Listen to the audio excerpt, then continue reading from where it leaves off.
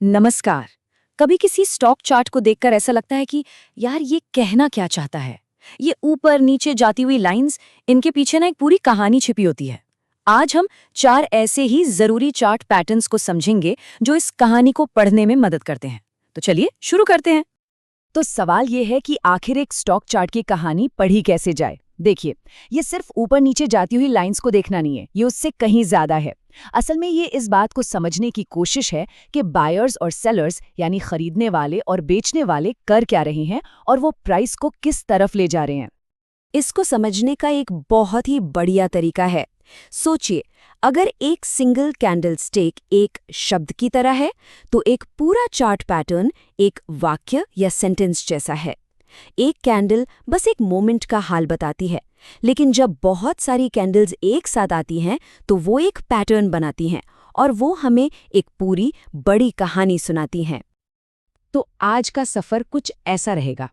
पहले हम single candle से आगे बढ़ेंगे, फिर देखेंगे कि कौन से पैटर्न्स गिरावट का इशारा करते हैं और कौन से उछाल का। इसके बाद एक कॉम्बो पैकेज का सीक्रेट भी है और आखिर में मार्केट की स्टोरी को पढ़ना सीखेंगे। तो चलिए सबसे पहले सेक्शन पर आते हैं। आखिर एक पैटर्न एक अकेली कैंडल से ज्यादा क्या बताता है, चलिए इसी को समझते हैं। तो चार्ट पैटर्न है क्या चीज? ये बस कोई रैंडम ड्राइंग नहीं है। ये प्राइस मूवमेंट से बनने वाला एक जाना पहचाना सा फॉर्मेशन है।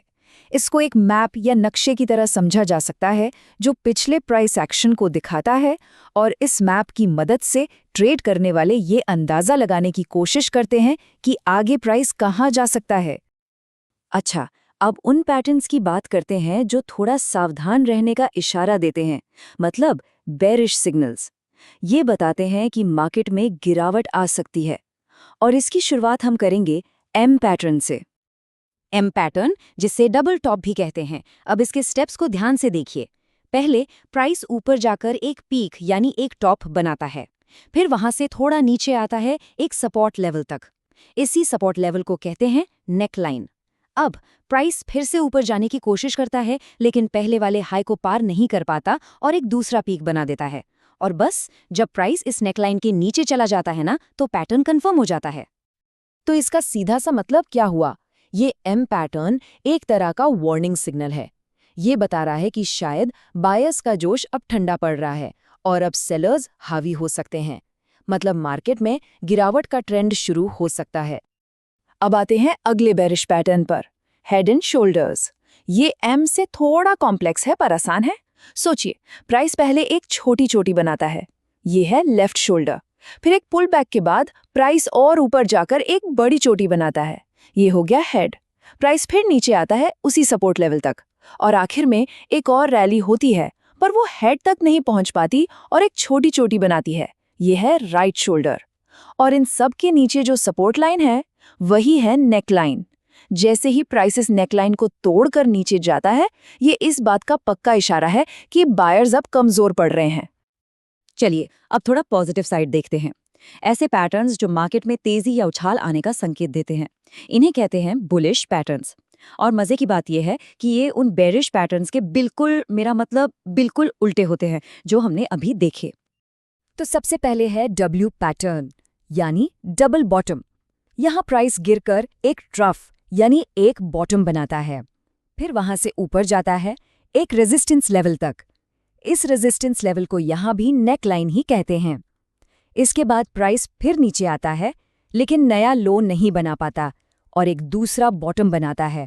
और जैसे ही प्राइस इस नेक लाइन को तोड़कर ऊपर निकलता है, पैटर्न कंफर्म हो जाता है। तो डब्ल्यू पैटर्न का साफ मतलब है कि मार्केट में सेलिंग प्रेशर अब खत्म हो रहा है, सेलर्स थक गए हैं और अब बायर्स मार्केट को कंट्रोल में ले रहे हैं। यहां से एक अपवर्ड ट्रेंड की शुरुआत हो सकती है।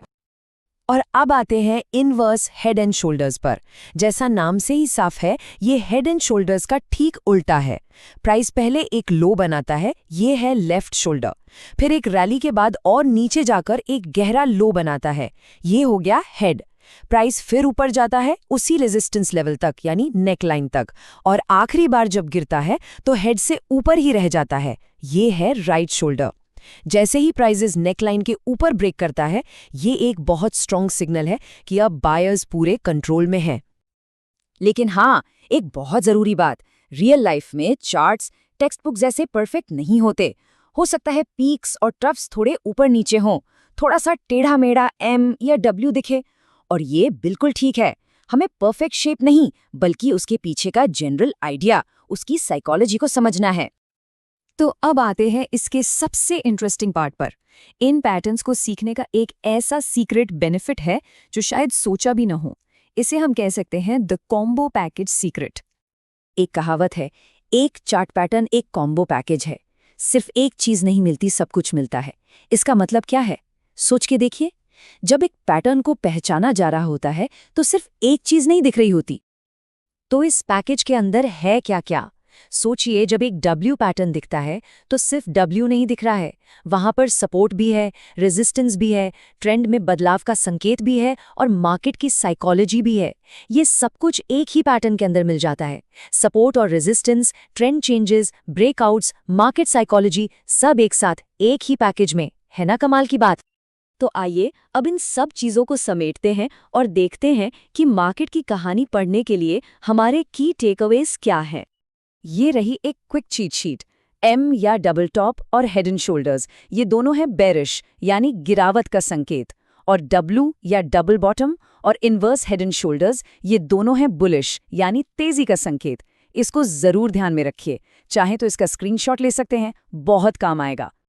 और आखिर में एक सवाल जिसके साथ मैं आप सबको छोड़ना चाहता हूं कि क्या ये पैटर्न्स सच में फ्यूचर प्रिडिक्ट कर रहे हैं, या ये सिर्फ मार्केट में काम कर रहे लाखों लोगों के डर और लालच यानी ह्यूमन साइकोलॉजी का ही एक आईना है? इस पर सोचना जरूर।